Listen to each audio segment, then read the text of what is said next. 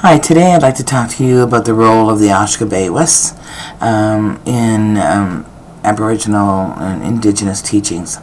So the word Ashkabewas is an Ojibwe or an Anishinaabe word which means helper. When I'm doing ceremony as being an elder traditional knowledge keeper, when I'm doing ceremony, I have an Ashkabewas. My grandson is usually the Ashkabewas that I would have, but here at Ryerson, lots of times it's the students, because it's an important time for them to learn and for me to pass on knowledge and ways of doing things, and for students to feel an active part in the ceremonies and traditions that are being passed on here at Ryerson. An Ashkabewas can be any age.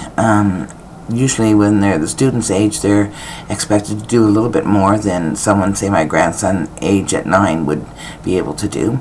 So an Ashkabewas is really to help me with things that I ask them to help me with. So if we're doing a ceremony, for example, they would bring everything over to the place where we're doing the ceremony, make sure the room is set up in a good way, put out the blankets and all the sacred items that are on it, get the eagle staff and bring it down, and then once I prepare the medicines, which the medicines for smudge, where we use cedar, sweetgrass, sage, and tobacco, and get that ready, the Ashkabewas will take it around and smudge everyone who's in the ceremony or in the event that we're having. Then the Ashkabewas is responsible for also smudging the food that we have, preparing a spirit plate.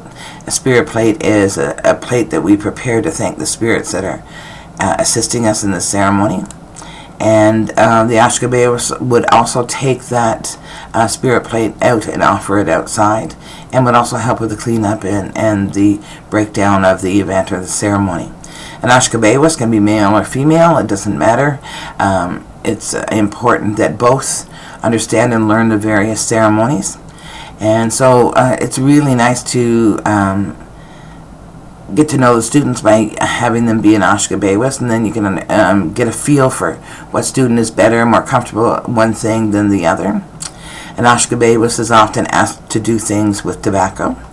An Ashkabewas, if I was working out of the community and I was bringing a helper with me, the Ashkabewas would be expected to receive some sort of honorarium for his work.